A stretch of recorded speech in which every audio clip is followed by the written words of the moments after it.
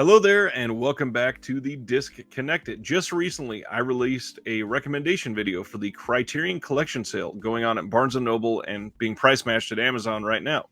I hope you're checking out all those titles that I recommended, but today I wanted to do something completely off the wall and talk about Criterion Collection films that I recommend you don't purchase.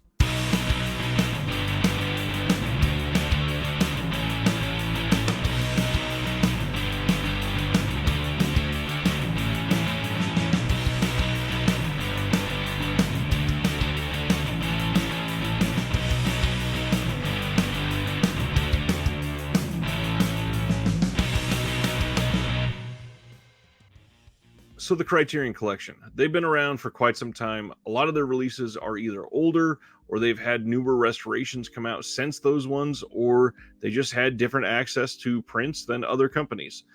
There are a lot of these releases that I would suggest you pick up something else and either get an alternate release or even maybe hold out hope for a better release here in the States.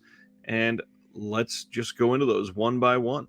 So the first one that I would hold out on is Breathless. There is a 4K that was released overseas, and it should be one that you can easily import over here. The 4K is going to look a lot better than the Blu-ray, and 4K is region free, so you should be able to get that in no problem. The same goes for my next two, and that is Crash from David Cronenberg. There is a 4K of that was released by Arrow. Now, Criterion could release that on 4K in the future, either with no new features or with new special features. Who knows? But we can't count on that. You don't necessarily know it's coming. The Arrow one is available now. Then the other one that is also like that is Don't Look Now. Studio Canal has released that on 4K in the UK, and it is a beautiful disc. Highly suggest you check out the 4K from overseas on that one, and don't pick up the Criterion Collection release here.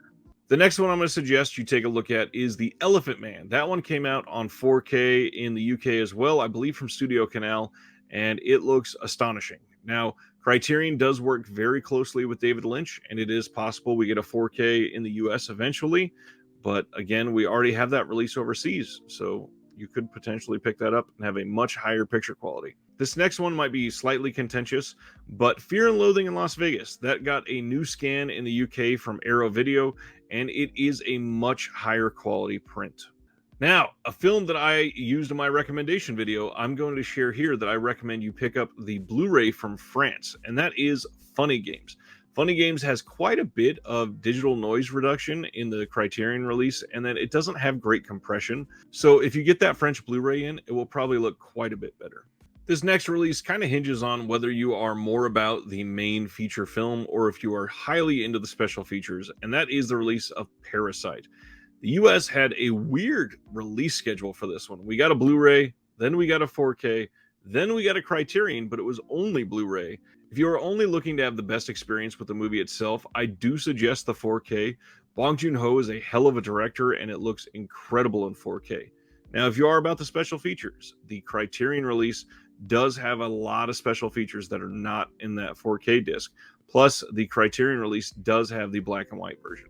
The next one is Police Story and Police Story 2. So this has already been announced as coming in 4K from Eureka. The old Eureka Blu-rays were already better than the Criterion Blu-rays, but now we're even getting that upgrade to 4K, so it's going to be a huge improvement over the Criterion discs. The last one I will share is the film Walkabout. Walkabout was released by Second Sight in the UK, and not only is it a newer scan, but it was actually done in the proper aspect ratio. The Criterion release of this is not great, and if you really want the best experience with that movie, I highly suggest the Second Sight release. They went all out on the limited edition release, and if you can find that one, I do suggest that one, though there is a standard one available, and it's one that it's worth importing, primarily to get the much better aspect ratio for that film. But the new scan, it does look incredible compared to the Criterion release. All right, that is all I have for you tonight. Please keep those in mind as you're shopping during this Criterion sale time.